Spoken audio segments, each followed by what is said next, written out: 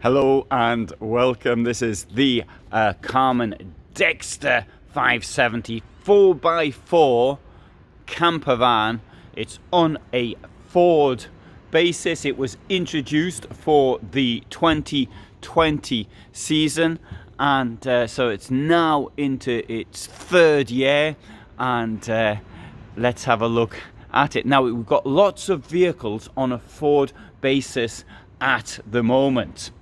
The reason, I believe, is that Ford has been more successful in resolving its supply difficulties which have been caused by COVID. Far more successful in, let's say, for example, Fiat or indeed Mercedes. Now, that's the reason why you're going to see lots more vehicles on a Ford basis than in the past. However, Karmann Mobil started using this transit base for this model in 2020. So it's or 2019 in fact, because it was for the 2020 season. So it is now a tried and tested vehicle. So with all that having been said, and a walk around, let's have a look at some of the details. And what we can see here, we've got two lengthwise beds in a vehicle which measures under 6 meters, 598. So 206 in width and a height of 278. This is going to cost 72,000 euros, which is significantly more than it was in the past. Off the top of my head, I can't remember what it was when it came out, but I have videos of it, and you can actually see there. Now, you've got two lengthwise beds, well, two singles or one joined together, a bed, but there's a cost to pay for the bed, not just pecuniary cost. The cost is the space that it takes up. So something else has got to go, or at least one other thing has to go. Let's see what it's going to be a bit later, but for the moment, let's have a look at this. Stacks of storage up there. For a camper van, that is, sorry. I mean, it's not, it's all relative.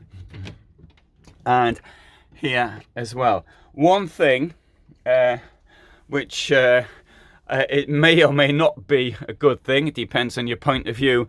If you're going to put your head up that end, I suppose you could put a pillow against the window and sit up in bed. Well, that could end up, of course, tearing the curtain down here. Or, you know, when you lean against the curtain, sometimes you can put pressure on the things at the top which hold it in place. And well, that can happen. You may say you should have had some storage up there. Well, I don't know. I mean, it depends, a matter of opinion. Maybe it should have done, actually, quite honest. Let's have a look under the bed if I can. There you go. Get slats down here. And note, this time made it very clear if it wasn't made clear before, is this comes in several parts. So you've got this bit here. You've got the main mattress. You've got mattress there, and we have this mattress here. And if we took this mattress up, for example, it would, I suppose, give us a bit more space for the wardrobe, because this here will come out. So you've got something a bit longer. It could even go as far as there. And we'll have a look at from the outside at the storage. Okay, inside the shower. Now, if you've got a 6 meter camper van, there's not a huge amount of space to play with, but the Ford Transit is easier to deal with than the Sprinter. So there's me in the shower, and I've got all of this. See how much space there is there? All right, so it's a fair amount. I'll shut the door a bit as well, but just enough to keep the light coming in. So we've got this much space there. So that, I don't think that's too bad for something like this. Let's turn this back around. Bit of space in there. And we've got a toilet. And bear in mind, when I showed you how much space there was, I was standing on the duckboard. There's only one drainage hole in here, and it's only these tiny old-fashioned ones at that. That's a bad mark. On the other hand, a good mark for sensible sliding door, but one deducted because here it's broken. That's not a good sign. I mean, I've got one of these though, not on the toilet, but I've got a sliding thing which broke in my vehicle, and in my vehicle it's at a height, so that's the problem with that. Note how the roof slides down here. Little bit of storage space at the top. You do have clearance for your head, and it's at this position here that we find the table. So the rear bench has gone to make way for the beds, and as has the table. So you could say, well, there's only two of you and they only need two seats, and the driving seat and the passenger seat may as well be used. Good argument. Table isn't particularly big. It'll come out of there. It's a bit difficult for me to do with only one hand holding the camera in the other, so I won't show you, but I might show it in a different film at a different time. Here we've got the kitchen. This will open this way, and if you're outside, it'll open that way. It's a two-way fridge, meaning it works off electricity all the time. 2 burners. Nice presentation.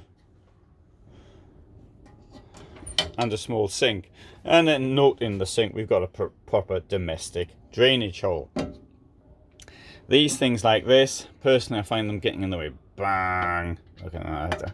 I'd rather have. I know it's old-fashioned, but I'd rather have my tap in there. If you've got any reasons why you don't want to tap in there, do write them down. There might be something I'm missing.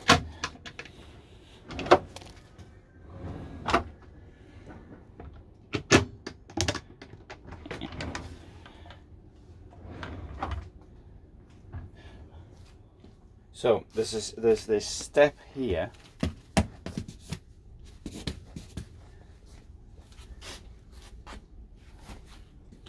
Now, I can't tell you much, unfortunately, of the 4x4 facilities in this vehicle, and I'd like to. I did see a demonstration of the angle it can actually go up, which was and the way it could actually hold itself on an extremely steep angle. I was very impressed by it, although, you know, as far as things like this are concerned, unfortunately I don't have a great deal of knowledge. I would have liked to explain these things a bit more. So we'll open this up at the back, and we've got what Cartico cheekily calls a double floor there. It's a shelf, and you can see underneath here as well we've got storage all the way back. Storage, you see, all the way down there. This thing here is for the gas. So you can get 2 gas canisters in there, or gas bottles, full size ones. And yeah, let's close that. Oh, I can't do it, never mind, I'll do it later. And here we've got an outside shower. I will attempt to put more information in the description, and so the all-wheel drive Dexter, and so you see it in this color as well. And there you go. I'll show you in here, but it says there, look, don't touch the car. So there you go. And I'll come down and show you this one in here. This is the 560 4x4.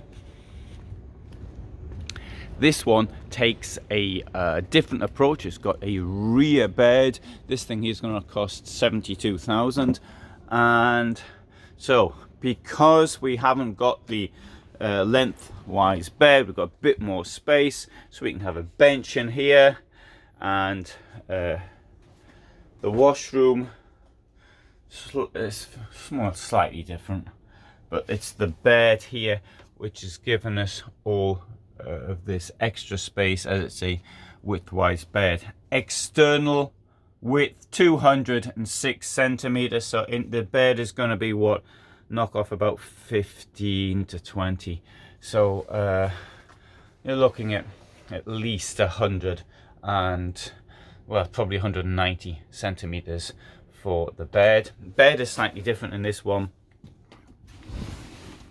There you go, 3 parts. Put it back if I can. No, I can't. Never mind, I'll do that later. So thanks for watching. Also note they brought out this Duncan here in 4x4, and if the door's open I shall show it to you, but it isn't, it's closed, so we'll have to see that in another video. So thanks so much for watching. Hope you find that interesting, and I do lots of videos of this nature. I upload every 21.